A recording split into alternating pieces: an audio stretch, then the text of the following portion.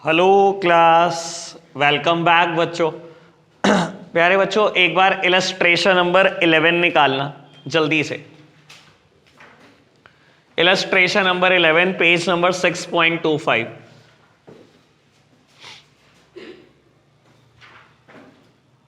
निकाल लिया बेटा? मुझे इलस्ट्रेशन नंबर 11 पे थोड़ी सी चर्चा करनी है, फिर हम बढ़ेंगे आगे। बेटा आपको देता है from the following figures calculate cash flow from operating activity, balance of P and L दिया हुआ है, प्रोविजन फॉर डेब्ट दिया हुआ है, outstanding wages, prepaid insurance, goodwill, provision for bad and doubtful date, balance of trade payable, cash and bank balance. ये सारी चीजें दी हैं मुझे बेटा। ऑपरेटिंग एक्टिविटी कैलकुलेट करना है, कैश फ्लो। ठीक है जी बाबू, सबसे पहले फॉर्मेट, और इसमें बेटा दो तीन चीजें समझने वाली हैं। ठीक है ना, रट्टा मत मारना, अगेन मैं बोलूंगा परेशान हो जाओगे। ठीक है ना किसी जाके जगह फंस जाओगे बेटा, और फिर सोचोगे पहले समझ लेता। बेटा मैंने फॉर्मेट रेडी करा, पर्टिकुलर्स, डिटेल, अमाउंट, और लिख रहा हूं बेटा cash flow from operating activity. Cash flow from operating activity.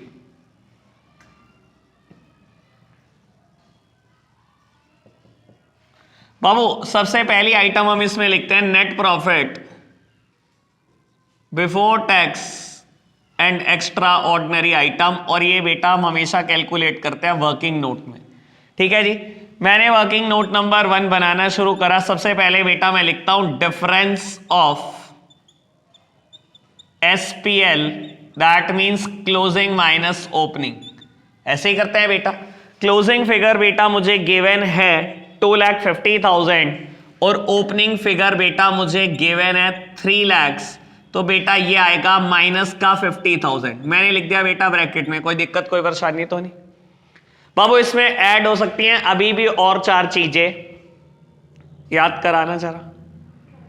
Transfer to reserve, interim dividend, propose dividend of the previous year, provision for taxation of the current year, minus refund of income tax. बेटा देखना क्या कुछ given है इसमें मुझे? एक भी चीज नहीं, एक भी चीज नहीं है ना। लो जी बेटा मैंने लिख दिया net profit before taxes minus 50,000। इसके बाद बेटा हम क्या करते हैं? एडजस्टमेंट करते हैं नॉन कैश और नॉन ऑपरेटिंग आइटम की। Adjustments for non cash and non operating items. बाबू बहुत सारी चीजें ऐड और लेस हो सकती हैं, जिसमें से सबसे पहले dep, then goodwill written off, और interest on borrowing, increase in provision for bad and doubtful debt, loss on sale of fixed assets, minus हो सकती है profit on sale of fixed assets की बात करो, decrease in provision for bad and doubtful debt, rent received, interest received, dividend received. फिर कहीं जाकर आएगा operating profit before working capital changes. अब बेटा मुझे देखना है क्या dab, goodwill, increase in provision, increase in borrowing, loss, profit कुछ है तो नहीं। बेटा देखना शुरू कर रहा हूं। सबसे पहले सेकंड आइटम आती है प्रोविजन फॉर डैप। बेटा करंट ईयर में गिवन है 80,000, प्रीवियस ईयर में 60, यानी कि 60 to 80 हो गया। अब एक बात बताता हूं, मुझे नहीं पता बेटा आप चीजों को कितने आराम से समझते हैं। अच्छा डैप और प्रोविजन फॉर डैप में कोई अंतर होता है? नहीं। और मैं पक्का बता रहा हूं, बच्चे ने क्वेश्चन कर दिया होगा और बच्चे का आंसर भी आ गया होगा, क्योंकि बच्चे को पता है 80 माइनस 60 कर लेता हूं, डैप आ जाएगा 20 आ गया होगा डैप, और आंसर आएगा ही 20 से, आएगा भी 20 से। पर अगर पूछने लगो डैप और प्रोविजन फॉर डैप में अंतर क्या होता है, बता कोई नहीं पाएगा यहां बैठा हुआ। हम इतने रट्टेबाज हैं। क्या अंतर होता है? चलो ना, ये वो वाला प्रोविजन नहीं है, वो होता है provision for replacement of asset. हाँ जी,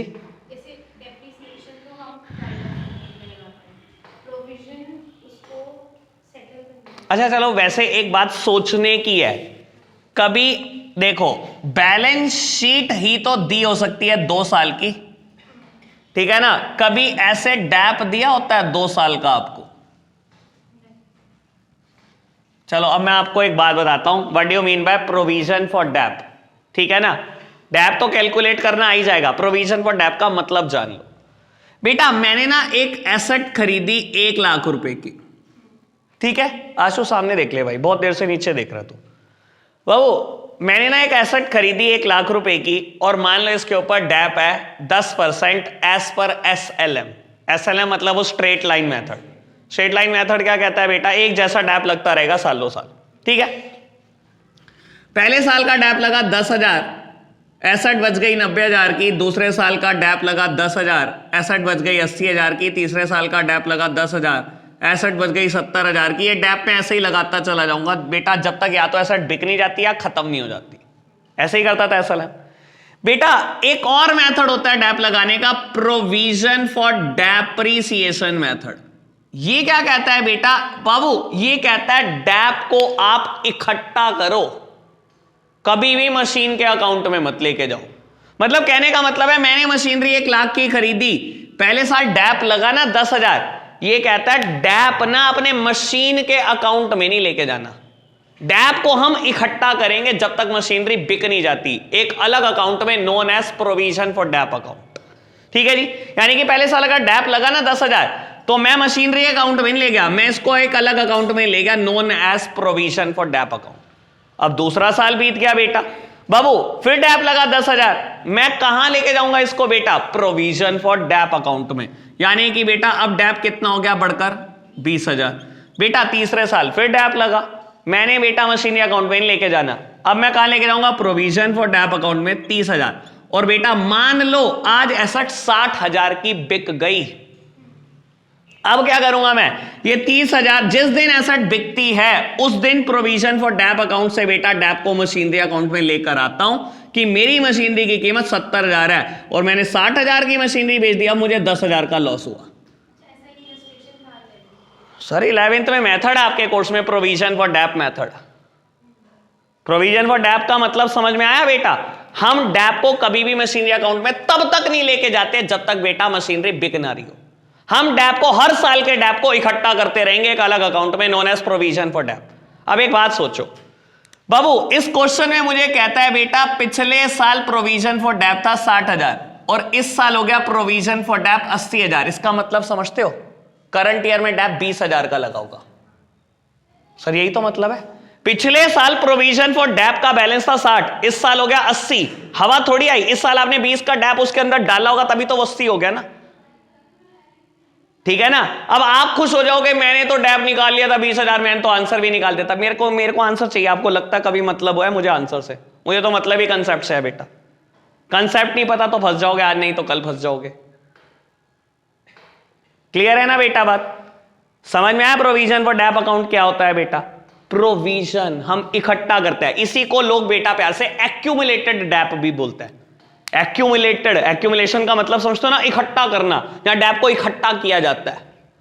हर साल हम डैप को लाके इकट्ठा कर देते हैं, यानी कि आपको पता है क्या हो रहा होगा, 4 साल हो गए होंगे मशीनरी खरीदे हुए, हर साल मैं 20-20 हजार का डैप लगा रहा हूँ, 3 साल के बाद 60,000 हो गया होगा और इस साल भी जब 20,000 का इकट्ठा हुआ होगा तो एक्यूमुलेट होकर वो 80,000 हो गया होगा,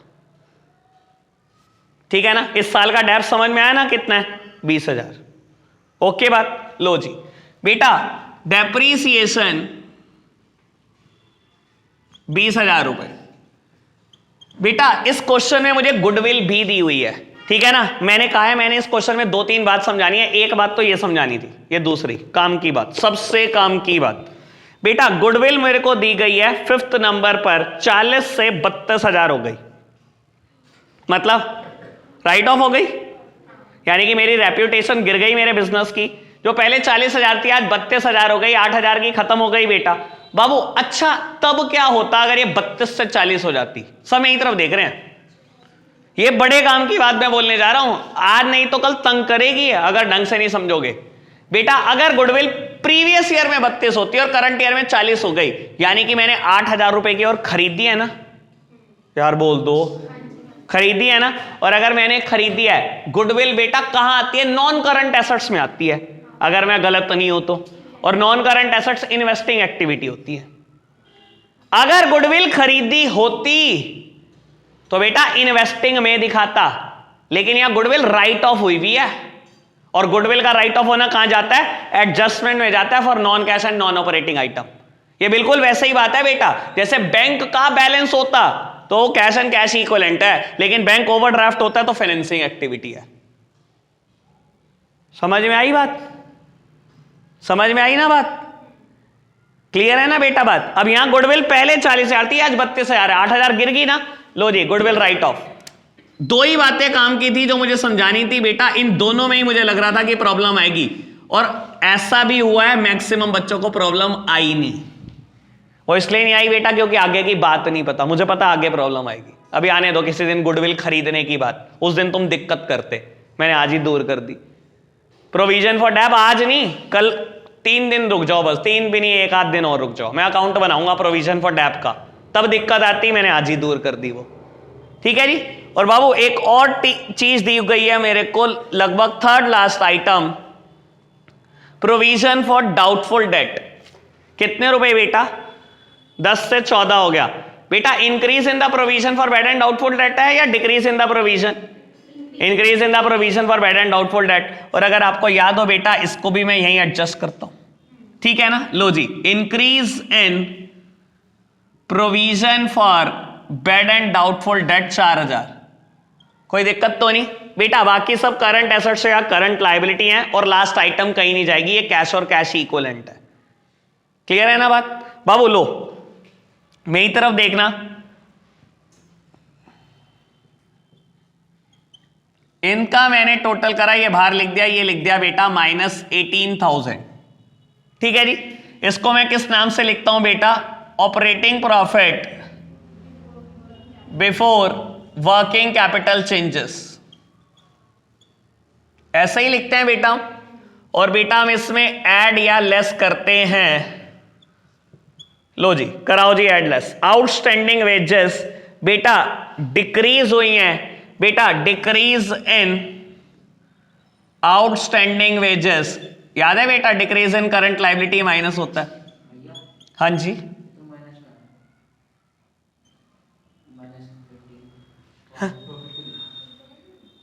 तो अच्छा एक बात बता, मैंने लिखा ऑपरेटिंग प्रॉफिट, माइनस में लिख दिया ना, मतलब क्या है? मेरा प्रॉफिट माइनस में, तो क्या हो गया? अगर मैं लिख दूं इसको ऑपरेटिंग लॉस और लिख दूं माइनस में, अगर लॉस को नेगेटिव लिखूंगा तो उसका मतलब ऑटोमेटिकली प्रॉफिट है, फिर तो वो पॉजिटिव हो जाएगा। ठीक है ना। चलो जी बेटा, डिक्रीज इन आउटस्टैंडिंग वेजेस कितना है बेटा? 3,000। पहले 18 था, आज 15 हो गया। बाबू प्रीपेड इंश्योरेंस का इंक्रीज बेटा, इंक्रीज इन करंट एसेट्स वैसे ही माइनस होती हैं, इंक्रीज इन प्रीपेड इंश्योरेंस 3,000। बढ़ते चलो जी बेटा, गुडविल एडजस्ट हो गया, प्रोविजन एडजस्ट हो गया, बैलेंस ऑफ ट्रेड पेबल्स बेटा, ट्रेड पेबल में decrease, decrease in trade sorry receivable है, ट्रेड रिसीवेबल डेटर का बेटा डिक्रीज है, जो कि पॉजिटिव होता है 42,000। ये 42,000 बाहर चला जाएगा बेटा, पॉजिटिव हो जाएगा। ये बेटा 6,000 बाहर चले जाएंगे, 18,000 रुपए आ जाएगा बेटा cash flow from operating activity. ठीक है ना। बल्कि ये कैश जनरेटेड फ्रॉम ऑपरेशन आएगा, अगर इनकम टैक्स पेड होता वो माइनस करता तब जाकर आता बेटा cash flow from operating activity, क्योंकि है नहीं बेटा, सीधा यही आ जाएगा आंसर। क्लियर है बात? बाबू अब बता रहा हूं 17 तक सब कुछ होना है, लेकिन मैंने सीक्वेंस में नहीं चलना, रिवर्स ऑर्डर।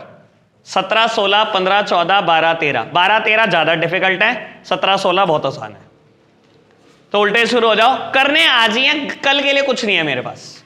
कल इन्वेस्टिंग एक्टिविटी करानी है, मैंने नहीं करानी कल से ऑपरेटिंग। चलो जी फटाफट से स्टार्ट हो जाओ। दिया लो बेटा, थैंक यू।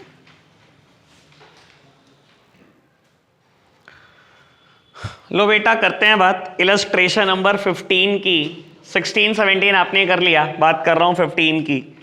बेटा मुझे कहता है from the following summarised balance sheet of a company calculate cash flow from operating activity. और बेटा मुझे एक बैलेंस शीट दी गई है, उसमें 2 नोट दिए गए हैं जो नीचे डिफाइन है बेटा। इक्विटी एंड लायबिलिटी, सबसे पहले share holder fund, share capital 50-50 हजार। क्या बेटा मुझे शेयर कैपिटल का कुछ करना है? ये कहां जाती है बेटा? Financing activity. तो मैं क्या करूं, इसका छोड़ो। रिजर्व्स एंड सरप्लस जो पहले बेटा 30 थे अब 60 हो गए बेटा, और नीचे कहीं डिफाइन है क्या? नहीं, कहीं डिफाइन नहीं है बेटा। बाबू अगर रिजर्व्स एंड सरप्लस कहीं डिफाइन नहीं है तो बेटा आप मान सकते हो ये बैलेंस ऑफ एसपीएल है, ठीक है ना। अगर और कुछ मानोगे तो बेटा शुरुआत ही नहीं कर पाओगे क्वेश्चन की। शुरुआती कहां से होती है बेटा? Difference in the SPL. तो बेटा जबरदस्ती है यही मानना पड़ेगा अगर कहीं नोट डिफाइन नहीं है, ठीक है जी। लो जी सामने देखना जरा मेरी तरफ। तो बेटा net profit before taxes working note number 1, ये मेरा वर्किंग नोट नंबर 1 स्टार्ट हुआ, ठीक है जी। यहां पर मैं लिखूंगा बेटा डिफरेंस इन द एसपीएल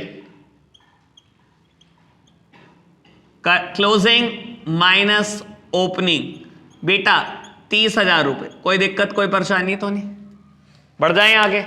बेटा आगे मुझे दिया है लॉन्ग टर्म बोरोइंग्स, जिसमें बेटा मुझे दिया गया है कि अब बोरोइंग 80,000 हो गई, पहले 60 थी, और नीचे कहीं डिफाइन भी है बेटा लॉन्ग टर्म बोरोइंग में बेटा 6% डिबेंचर्स हैं जो बेटा अब 80,000 के हो गए, पहले 60,000 के थे।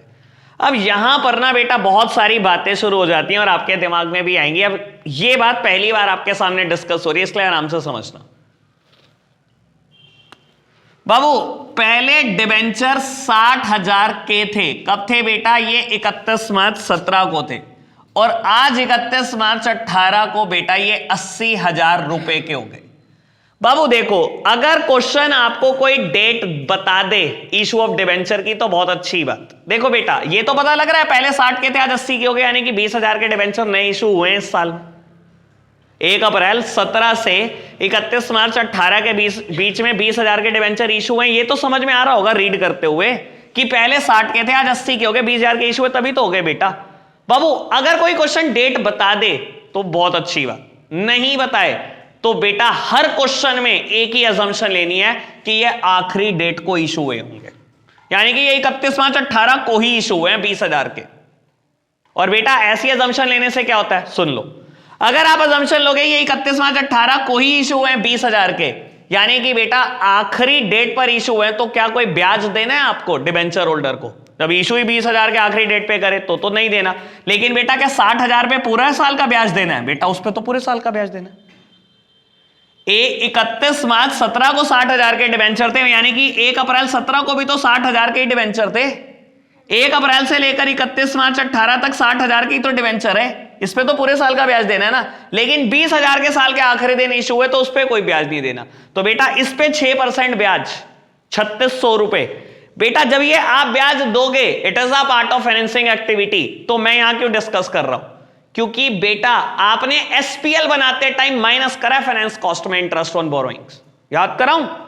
CPCEFDO, एफ में माइनस करे ना फाइनेंस कॉस्ट में, क्यों माइनस कर दिया? It is a non operating item.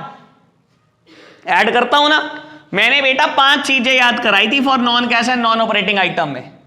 Depp, goodwill, loss on sale of fixed assets, increase in provision for bad and doubtful debts, interest on borrowing, ठीक है ना बेटा। लो जी इंटरेस्ट ऑन बोरोइंग, सर अगर हमने समझा है ना ये चैप्टर कुछ भी नहीं है। मैंने पहले कहा था ऑपरेटिंग एक्टिविटी एक दिन परेशान कर सकती है बस, उसके बाद ये चैप्टर बिल्कुल स्मूथ हो जाएगा। सब रोएंगे, आप नहीं रोगे कभी इस चैप्टर में, देख लेना चाहिए। आप अगर इस साल अपने 10 दोस्तों को ना समझाओ ना, जो मर्जी कह देना चैप्टर।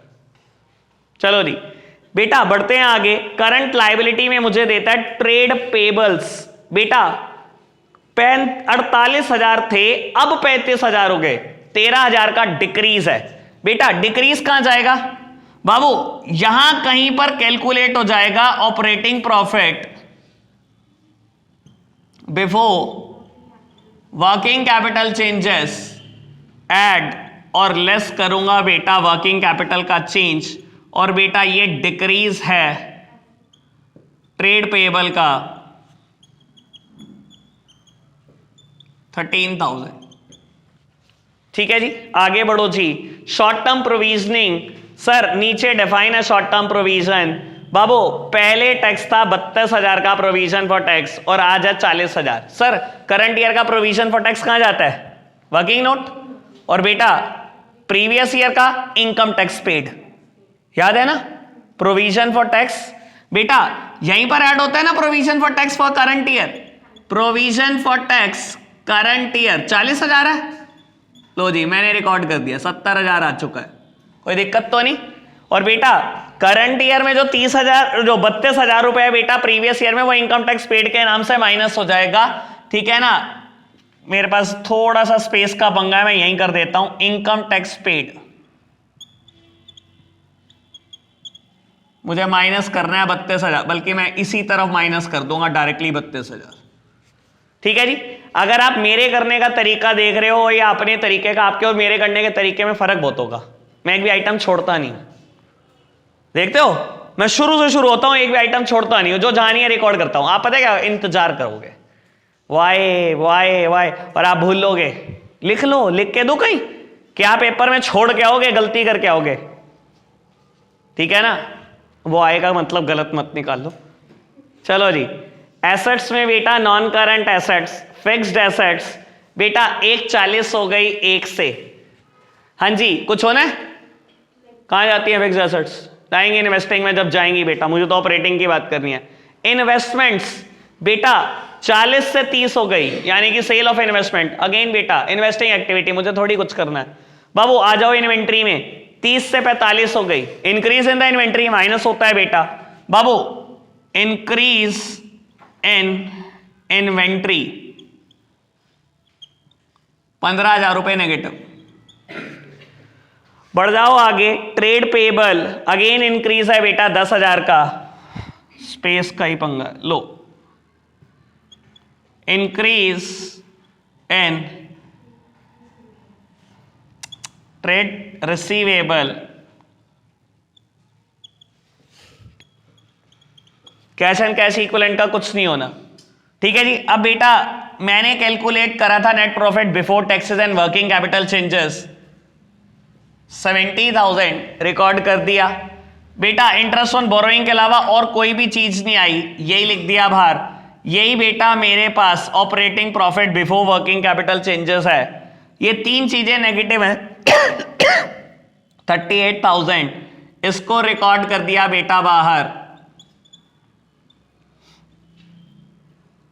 3600 ये बेटा cash flow from operating activity है। क्लियर है बात? अच्छा एक बात अभी यहीं डिस्कस कर लो, 2 मिनट के लिए रुक जाओ, सामने देखना। बाबू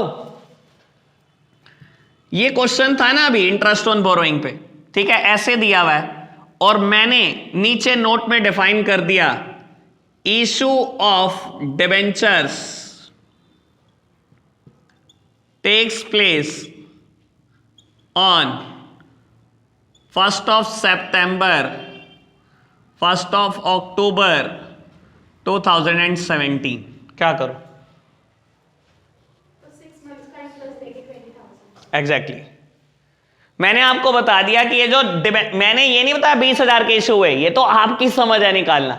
मैंने ये बताया जितने डिवेंचर इशू है वो 1 अक्टूबर को इशू हुए, मतलब भाई 60,000 के डिवेंचर पे तो पूरे साल का ब्याज, और जो 20,000 के आपने इशू करे 1 अक्टूबर को उस पे भी 6 महीने का ब्याज, तो इंटरेस्ट ऑन बोरोइंग ऐसे निकलेगा। और बेटा ये डेट मैं कितनी भी ट्विस्ट कर लूं आपको फर्क नहीं पड़ना चाहिए, ठीक है ना। हम समझने वाले बच्चे, हमें थोड़ी फर्क पड़ता है, जितनी मर्जी कर ले भाई, जितनी देर से हो सकते है तो उतनी कर ले, ठीक है। चलो जी करते चलो आगे बेटा। 14, 13, 12 बस ये समझ लो बेटा परसों प्रॉब्लम हो जाएगी इलस्ट्रेशन 12 तक, अभी करते चलो जितने हो जाते हैं, ठीक है जी। आज के लिए रखेंगे इतना ही बेटा, बाय बाय।